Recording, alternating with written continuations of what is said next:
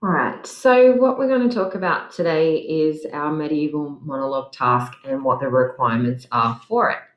So, English, this term closely links to HSS. So, the next assessment piece that we're doing is we're going to research a character, and you are going to perform as that character a monologue for your class.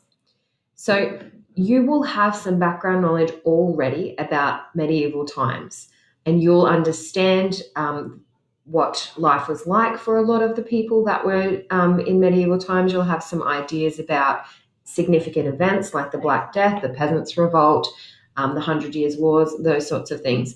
So for English, what you're going to do is you're going to choose a medieval character. So you could choose a lord, a lady, a knight, you could be a nun, you could be a peasant servant, a peasant farmer, or cook. It's up to you, really, what you want to do.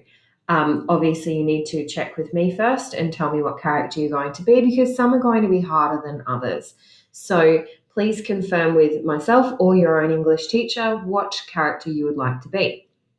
So, the first thing that you need to do to be able to complete this assignment successfully is to research your character. So, you're going to be given, if you haven't been given one already, a character profile, which is, if you have a look here, in a Google Doc. So, your teacher will give you your medieval character profile and you need to fill it out. So, what you need to do is research. You're going to research your character, find out what their life was like. You're going to look at their living conditions, where and how they lived, the hours that they worked, what they did, what their living conditions were like. So, what kind of house did they live in? What did they eat? Where did they sleep? Those sorts of things. You're going to choose a time period. So, this one's really important, choosing a time period and making sure that you set it in a place that you have a bit of a background understanding or context of. So, for example, you might like to set your character to be living during the Black Death, because in your monologue, you need to talk about two problems that you have. So, two things that are affecting or impacting your life. For example, you might be a peasant, and one of the problems you might have is that you have a poor harvest this year and you're not getting enough potatoes to feed your family as well as supply what you need at market or to your lord or lady. You might have a problem such as high taxes. You might have a problem such as you don't want to be a peasant, you want to be a princess, or you want to be a knight, but because of your family always being peasants, those opportunities are not available to you. Another problem might be that you're fearful of the Black Death and you might talk about all of the things that you're trying to do to prevent from getting it. A really important thing to note is that during the Middle Ages, they didn't actually call it the Black Death, they called it the sickness or the scourge. Okay, so don't actually say the plague or the Black Death because that's a modern name for it. And I don't want you to say the year is this because obviously peasants wouldn't know. All right. So you need to, in this character profile, come up with a name for yourself. Don't take too long doing that. Usually, peasants would have had names that related to their jobs. So, for example, if you choose to be a blacksmith, your last name might be Black or it might be Smith. If you're a baker, your last name might be Baker. Don't spend a ridiculous amount of time looking for names. You might even just want to Google medieval names and pick one. So you put that here, your name, then you put whether you're a male or female, you choose your role and you write that in there. So knight, peasant, friar, monk, whatever you choose. I did also email you a document that has all of the roles on there to give you a brief outline, or you can ask your teacher for it if you're not in my class. So you choose your medieval time period and you tell me what is actually happening at that time in history in England. So if you don't know, you're obviously going to have to do some background research. This is where you put your living conditions information in here. Do you have a family, husband, wife, kids, parents, sisters, etc.? You decide that. Give them names if you like. You talk about the food that you eat, the clothing that you wear, your job and what it's like in your job or your role. This one here, how is your gender treated in society? You probably won't do that unless you are a female peasant, for example, who wants to be a knight, and you could talk about how there's not as many opportunities for you. But if you want to leave that one blank, you're welcome to.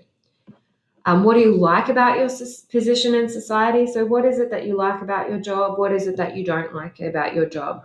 For example, as a peasant, you might like being out in nature and working the fields and spending time with your family, but you might not like having to pay heavy taxes.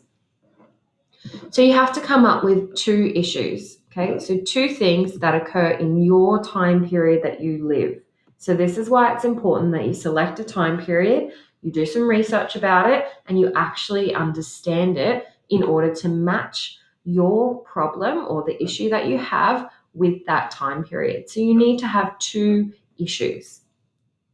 Now, this character sheet needs to be dot points only, okay? So try to have at least 5 or 6 dot points in most of the boxes to get the most information you can. If you have a look down the bottom here, it gives you some ideas of some events that you might talk about that you have problems with. So the 2 difficulties could be personal or work related. They could be events like war or plague.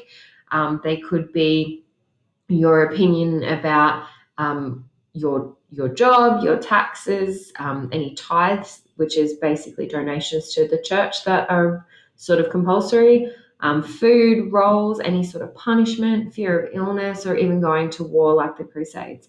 It is up to you what you decide your problems are, but I would highly recommend you check with your teacher that those are good problems to have.